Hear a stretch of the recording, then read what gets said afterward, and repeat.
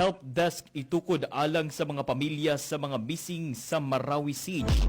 Para sa ubang detalye o impormasyon, diara si Maria Jenaira Molinas sa Philippine Information Agency, Lanao del Sur.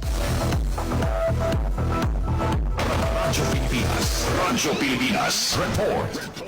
Nagplano ang Technical Working Group alang sa Marawi Siege Victim Identification Program nga magtukod og usa ka espesyal nga help desk aron motabang sa mga pamilya sa mga tawo nga hangtod karon wala pa makita sukad sa Marawi Siege ni atong 2017. Ang inisyatiba gibugna ubos sa Executive Order No. 007 Series of 2025 nga gipagawas ni Lanao del Sur Governor Mamintal Bombit Adyong Jr.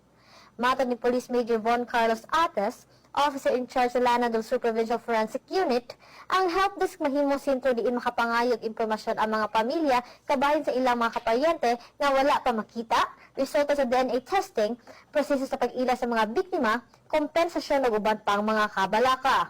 Laki kusab sa plano ang pagpahigyo ng mga town hall sessions aron direkta makikita ang mga ahensya sa gobyerno sa mga pamilya ug ihatag kanila ang mga pinakabagong impormasyon bahin sa proseso sa pag-ila sa ilang mga nawalang kaparyente. Siya miingon nga kapin sa 328 kawala ang mailhing mga individual ang gilubong sa maong sementeryo. Sa pagkakaron, 7 pa lamang ang opisyal nga nailhan pinaagi sa DNA kinship matching samtang unong pakakaso ang naghulat sa kumpirmasyon pinaagi sa dugang nga DNA samples. Gikan diri sa Marawi City. Para sa Integrated State Media, Maria Jenaira B. Molinas sa Philippine Information Agency, Lanao del Sur.